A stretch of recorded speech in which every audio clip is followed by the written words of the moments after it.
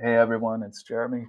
I wanted to do a video this morning, just talk about living in an HDFC co-op, what that's like in New York City.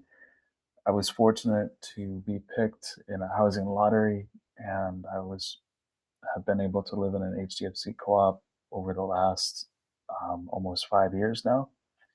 I just wanted to talk about some of the pros and cons to living in an HDFC co-op. In terms of it's cheaper than renting. So that's definitely a plus. Rents are extremely high in New York City. I know that they're high all over, but like here in New York City, the last couple of years, things have gone up a lot.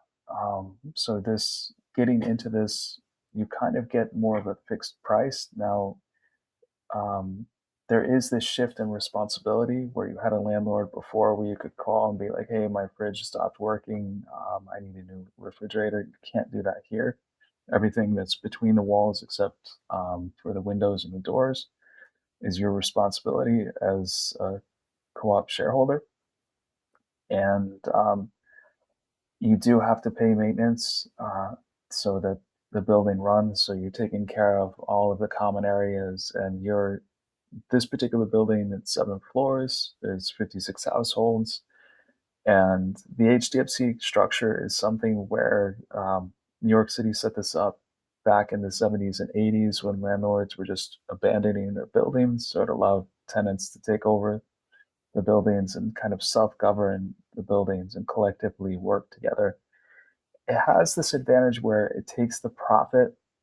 You don't need to operate a building where you have a landlord who's seeking a profit margin from the building. You have to be able to meet all of your expenses, but it takes that out of the equation, and it also takes out of the equation a landlord who's going to try and not fix things properly. Like if you call them and you're like, hey, my fridge isn't working, and they duck and dodge and then don't do anything that they're supposed to. um, so that's definitely a plus, but you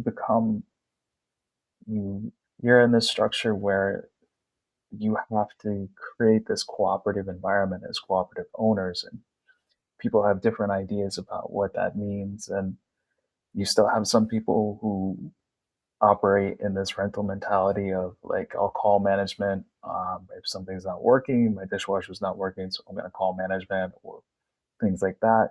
Maybe they know or they don't know, or they try and pretend like they don't know. They're like, oh, my fire alarm's not, my fire detector, smoke detector is not working, and they're supposed to replace themselves and they know, but they're trying to get over.